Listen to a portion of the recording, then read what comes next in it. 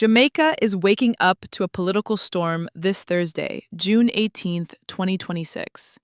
The Integrity Commission has recommended that a sitting cabinet minister be criminally charged. Parliament descended into chaos over a controversial deportee deal with the United States, and a diplomatic note from the U.S. Embassy is now pointing directly at a member of the Jamaican government. This is your Jamaica Daily Brief, your daily highlight of the major stories for every Jamaican, everywhere. Minister without portfolio, Dr. Andrew Wheatley, is at the center of a major integrity probe after the Integrity Commission tabled its report in Parliament this week. Investigators concluded that between 2013 and 2022, Wheatley held assets and expenditures that exceeded his known lawful income by approximately $164 million. The Commission is recommending that the matter be referred to the Director of Corruption Prosecution for consideration of charges including illicit enrichment, false declarations, and failure to provide information. Key concerns in the report include a joint venture property development in East Kirkland Heights in St. Andrew, undisclosed shareholdings, 6 apartment units investigators say were transferred to Wheatley in 2018, 5 commercial loans from the Bank of Nova Scotia that were not declared, and nil tax returns filed for 2011 and 2012, despite evidence of business activity during those years. Wheatley has rejected the findings in full. In a statement, he called the report patently false, grossly misleading, and inaccurate, saying investigators ignored evidence that would have changed the outcome. He maintains every dollar and asset he owns was lawfully acquired, and says his legal team will mount a vigorous defense. The House of Representatives was thrown into disorder on Wednesday during debate over a memorandum of understanding between Jamaica and the United States that would see Jamaica accept third-country nationals, migrants with no direct ties to the island who are being deported by America. Speaker Juliet Holness was forced to call a 5-minute recess after the sitting descended into sustained crosstalk. Prime Minister Andrew Holness was heard off microphone telling Opposition MP Dayton Campbell, "You are a bully," on multiple occasions, after Campbell repeatedly defied the Speaker's rulings. Opposition leader Mark Golding, National Security spokesman Fitz Jackson, and MP Angela Brown Burke asked a series of questions about the MOU, whether Jamaica was pressured into signing, whether third-country nationals would move freely across the island, and whether Haitians and Cubans were being handled differently from others. National Security Minister Horace Chang held his position, saying Jamaica was not coerced and that no quota was agreed. He said the first batch of 25 individuals is expected, and that if any choose to stay beyond 2 weeks, the program stops. A primary requirement is that participants speak English. Reporting by The Gleaner adds another layer to the controversy. A diplomatic note from the United States Embassy in Kingston, sent to the Jamaican government, identified a cabinet minister as the originator of the proposal for Jamaica to receive up to 10,000 third-country nationals. The note named former ambassador to the U.S. and Minister Audrey Marks as the official who put forward the proposal at the U.S. Southern Command in Miami in March of this year.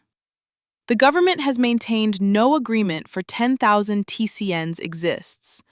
Minister Chang said the MOU does not represent a starting or end point. Questions to Minister Marks went unanswered up to press time.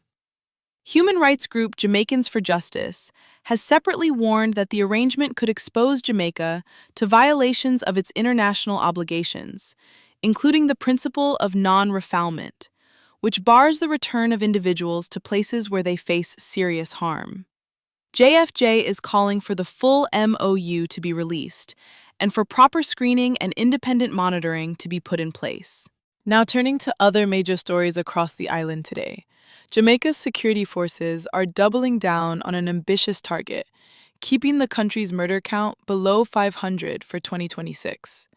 Deputy Commissioner of Police Warren Clark made the commitment during a meeting with divisional commanders at Harmon Barracks in Kingston last Friday. Clark acknowledged the first quarter showed strong results, but said the numbers have experienced some bumps recently. He pointed to the newly launched 60-day Iron Shield initiative as a key tool to ramp up security presence and target offenders across the area. According to constabulary statistics, 251 murders were recorded from January 1st to June 13th, 2026. The country is aiming to bring the rate down to 15 per 100,000 people, below the regional average of approximately 16 to 17 homicides per 100,000. Clark noted Jamaica once peaked at 63 murders per 100,000 and has made significant progress since, expressing full confidence in the force to deliver on the sub-500 goal. Residents of Spring Village in St. Catherine now have a new bridge, officially opened by Prime Minister Andrew Holness under the Accelerated Bridge Program. The structure costs $250 million and replaces a 150-year-old bridge closed by the National Works Agency in September 2022 due to structural concerns. The project required specialized piling equipment to drive foundations more than 100 feet into the ground, contributing to a 4-year timeline. Minister of Works Robert Morgan said the opening restores connections that matter to daily life, commerce, public safety, and community confidence. Bellevue Hospital is calling on the diaspora to help address a growing mental health crisis on the island. Chief Executive Officer Suzette Buchanan, speaking at the 11th Biennial Jamaica Diaspora Conference in Montego Bay, said since the COVID-19 pandemic, Bellevue has seen a sustained increase in patients seeking mental health treatment. She highlighted telepsychiatry as a key solution, allowing healthcare professionals overseas to deliver psychiatric care remotely. Buchanan also called for conflict resolution and emotional intelligence to be built into school curricula, noting that mental health conditions frequently surface during adolescent years. The Diaspora Conference also heard strong calls for overseas Jamaicans to invest locally.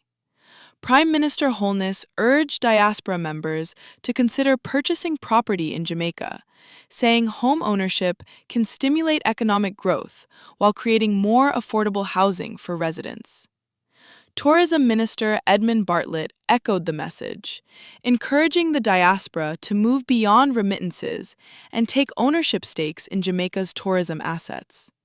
He noted remittance inflows reached approximately $3.49 billion in 2025, a 3.8% increase over the prior year.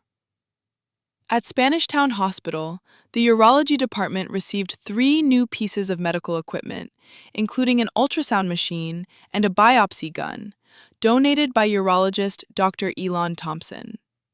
The additions are expected to strengthen the hospital's capacity to diagnose and treat prostate cancer, which remains one of the most common cancers affecting Jamaican men. 5 additional companies have been granted government approval to import cement to close a supply gap affecting construction across Jamaica. Industry Minister Aubin Hill confirmed the approvals at a post-cabinet briefing, noting the shortage was driven by heavy rainfall and increased infrastructure demand following Hurricane Melissa. We close with a reminder from State Minister Rhoda Crawford that diaspora support does not have to go through formal channels. Crawford encouraged overseas Jamaicans to connect directly with schools and communities in need, noting that Jamaica has more than 1,000 schools with over 600 damaged by Hurricane Melissa. She said something as simple as donating cement or a tablet to a student can make a lasting difference. That is your full Jamaica Daily Brief for Thursday, June 18th, 2026. Follow the channel for daily updates and share with every Jamaican in your circle. This has been your Jamaica Daily Brief for every Jamaican, everywhere.